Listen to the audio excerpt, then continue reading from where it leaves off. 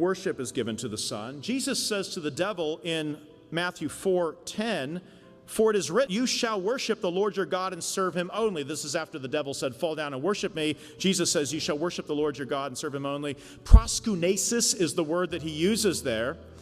But then Matthew records multiple times in his gospel, both before and after this encounter in chapter 4, in which Jesus himself receives proskuneō or proskuneō, I worship. The very thing that Jesus explicitly says should be given to God only, not to a creature, is precisely what Matthew records as being given to Jesus throughout the gospel. Now, we might almost excuse him when he's a small boy and the Magi come and they proskuneō, they give him proskuneō, they worship him. But what's he to do? He's a small boy. But what about when he's a man 30 years or more of age and people are falling down and worshiping him and he's not rebuking them?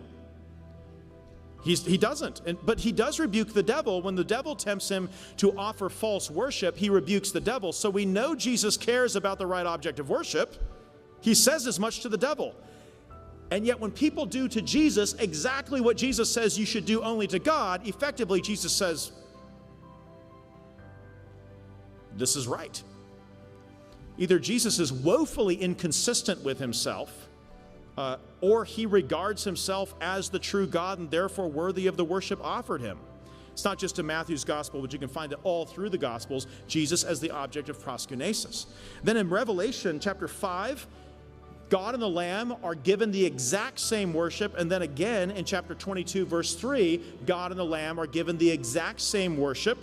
It's not one worship for the Father, another for the Son. Rather, one worship, two persons, one God, one worship.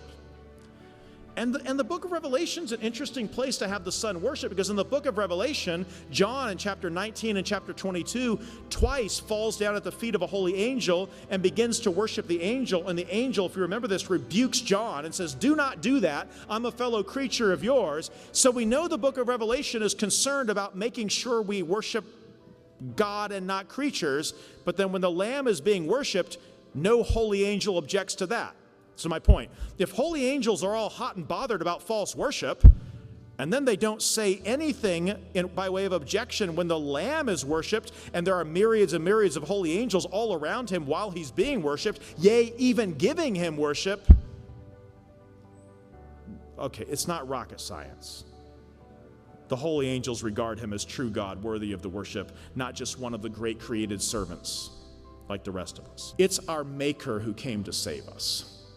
The one who was conceived in Mary's womb is the God of all creation, the God of covenant, the God of redemption. I think it was a medieval theologian who said, how fitting that it was in fact the Son who came to save us, that when something is broken, you might go to the Maker, the designer, and say, fix this. Something is broken, yes, more than broken, defiled. And the one who made all things comes to be the one who remakes all things. Who better? Who better than the one who made all things? Who, at first it says, God made man upright. Ecclesiastes says, they have sought out many devices. The one who made man upright comes to be the upright man himself that mere man failed to be.